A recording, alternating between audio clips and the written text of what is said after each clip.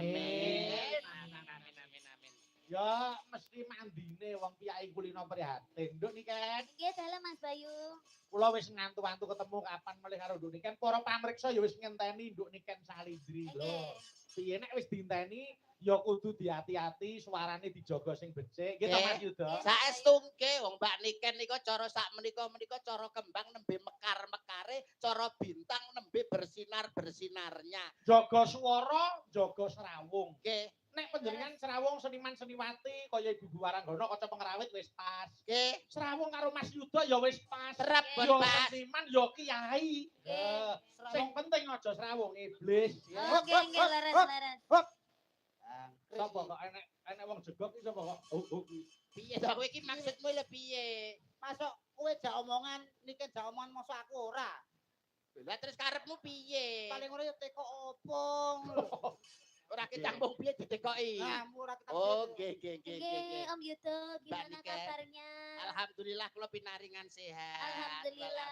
Panjenengan nggih sehat nggih. Amin, aku juga sehat Om Yudo. Nggih, dilancarkan segala urusannya. Pangestune ya Om Yudo. Nggih, pangestune. Aku mesti ndak tahu Alhamdulillah, ketemu nggih. sampean iki jadi ya aku kangen. Kangen wong Tapi jenenge. lek ketemu ngene iki no, dhewe no kaya wis ayem ngono Alah ya. ibarat iki kaya mas karo adik. Aku karo sampean iki ibarate kaya mas karo adik. Nek Nggih. kono ana sliramu ning kene mesti ana aku. Iya, kaya Gayung aku karo Mas bersambut Bayu. Mas Bayu. Kaya emas karo adik. Lah, ing Iya. antarane sampean karo aku ya Mbak Niken ya. Nggih. Iki ibarate kaya renggang gula kumepyur pulut datan genggang sarikmu pinara sastra. Ateges kelet banget ngono lho. Kelet banget. Nanti. Kelet tuh tenan ora Mas. Super.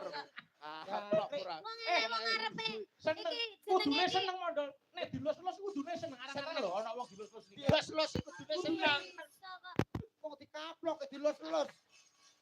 Namanya ini juga chemistry. Seharusnya kamu itu tahu, seharusnya kamu itu paham. Ada sesi di mana aku bertemu dengan Mas Bayu dan aku mengucapkan salam kepada Mas Bayu. Ya. Di mana aku bertemu dengan Om Yuda terus kangen-kangenan ngomong karo Om Yuda. Kabeh iki gentenan. Ora terus sampe ning moro-moro ngene, dia melecehkanku loh. Melecehkan kowe. Lah kuwi lho dianggep apa wong kowe rono tak turno rono Lah kowe malah iki apa? ngalih. Lah kowe iki apa? Kowe iki apa wong kowe iki? Lah aku apa? Lho, piye ta? Piye Lah, lho? Lali. Karawak dhewe lali. Karawak dhewe lali. Lah iya. Dianggep sing rene sing ngekon sapa? Heeh. Wong aku ya ora ngejak. Panjenengan Ora ngejak. Pak Carik nggih. Ora Pak Carik sing dawuh. Kula Pak Carik. Lah wis sing ngejak sapa? Sisek. Apa itu sisek? Lah aku lho diomongi sisek. Gone Pak Tarik wayangan lho. Oh iya, aku kosong. Siapa sisek itu? Pak Sek ya dalang mriki. Dalang. Dalang mriki. Tapi biasanya ngentekno Oh. panjer sih. Apok Waplok pisan iku. Iso. Ben salah. Ya. Nggih, salam yo kagem Pak Sek. Ya, matur Nggih. nuwun. Anu, yo gandeng iki ujube mantenan. Nggih. Nggih. Ben ketok gaweane aku tak nyuwun dandang gula Sidowasih. Wo katen nggih. Dandang gula Sidowasih saiki tak dapuk sing bawa mondho. Lah lho dianggep lho awakmu dianggep. Padahal aku ora dijak lho. Lah iya, ya wis ora apa-apa lah.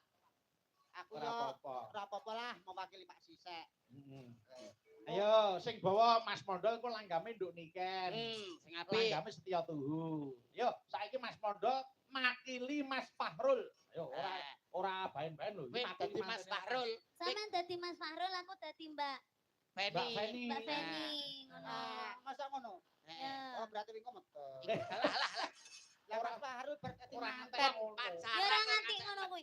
Iki kan perumpama kita itu bermesra sebelum Berperan. Mas Farul karo Mbak Feni iki menikah ngono lho. Iki Jadi pacaran. iki pacaran sih, pacaran. Cara Mbak sih. Niken dadi Mbak Feni pantes. Lah Ah. iki cara dadi Mas Fahrul yo Mas Fahrul sing pas loro tipes ngene lah. Jadi Timbang mbak akeh umpama. Umpama ya. sakone diagem Jane denapi. apa siramu ki renek ukurane Ah. to, Mas. Mesti yo Mas, nggih blangkon Mas Yuda. nek ngono. Lah moh. Gak elek nek Pripun? ngono. Lah Yo, pripun? Sing ngarep sing diganjel ngarep no gen ketok wibawa kok. Nah, Diganjel apa-apa ngono nah, Ganjel iki ae, ganjel iki ae. Eh, Loh, dike ganjel ngene ning mburi